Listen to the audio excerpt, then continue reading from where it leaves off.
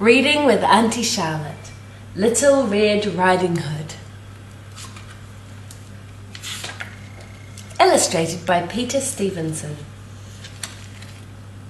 Once upon a time there was a little girl who loved to visit her grandmother. The old woman was always busy making something for her favourite granddaughter.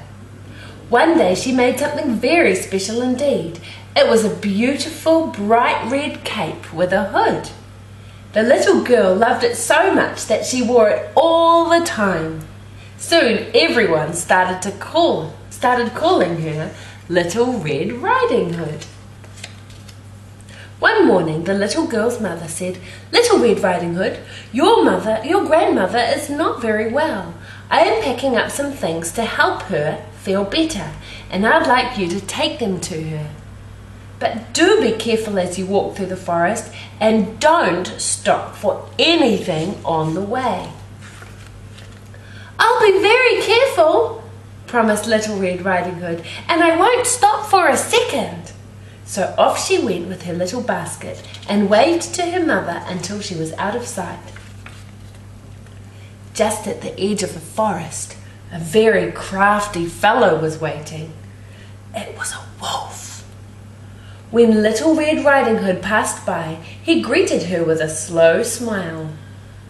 "Good morning, my dear," he said, "and what a fine morning it is."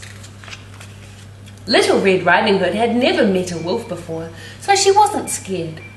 "Good morning," she said politely, "but I am afraid I cannot stop and talk."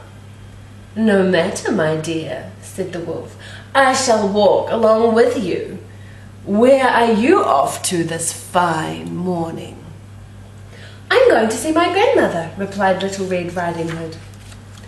"Then I think I can be of service," said the wolf.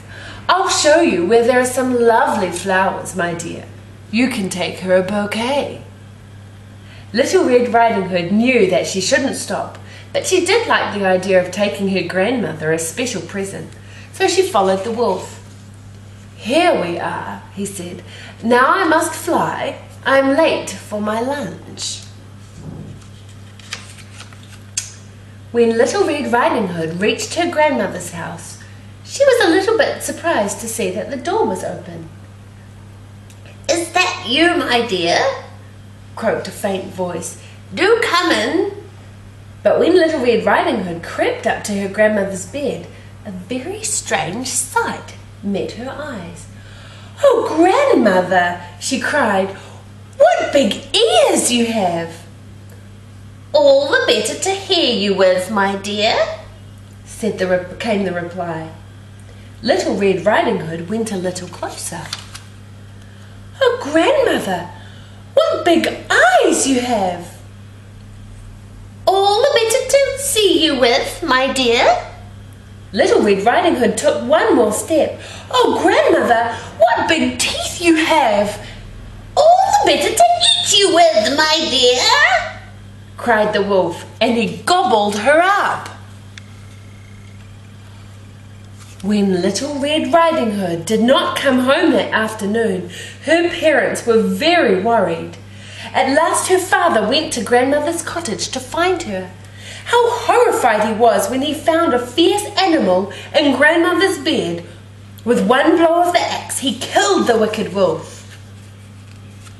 Then Little Red Riding Hood's father carefully cut open the wolf. Out jumped the little girl. She felt very strange indeed.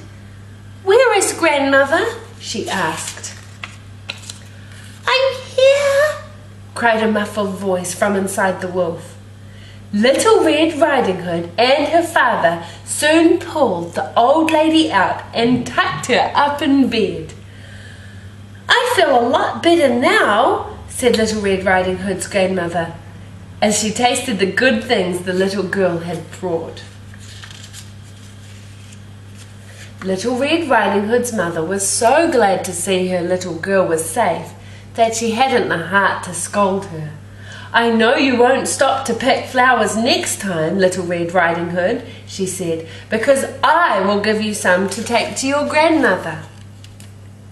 The end.